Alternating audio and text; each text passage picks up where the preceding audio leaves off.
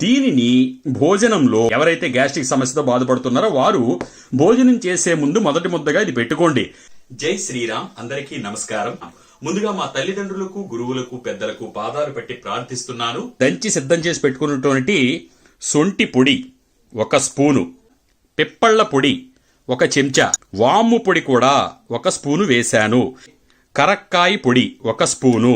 దీంతో పాటు సరిసమానంగా ఈ సైంధవ లవణము మీకు ఇలా కూడా మార్కెట్లో దొరుకుతుంది. ఈ విధంగా శుభ్రంగా కలిపి ఒకే ఒక పొడిని తయారు చేసుకోండి. సరే, మనకి ఈ పొడి సిద్ధమైపోయింది. ఈ విధంగా తయారైనటువంటి పొడి ఉంది కదా, ఇది మనం నిత్యం తినేటువంటి భోజనంలో 1/2 స్పూను పొడిని వేశాను కదా, కేవలం 1 ముద్దకి మాత్రమే. అలాగే అందులో స్వచ్ఛమైనటువంటి నెయ్యి ఇలా బంగారు వర్ణంలో ఉంటుంది, అది 1 స్పూన్ వేశాను. రుచికరమైనటువంటి ఈ ఔషధం ఆహా మహా అద్భుతమైనటువంటి సువాసనలు కూడా వెదజల్లుతుంది.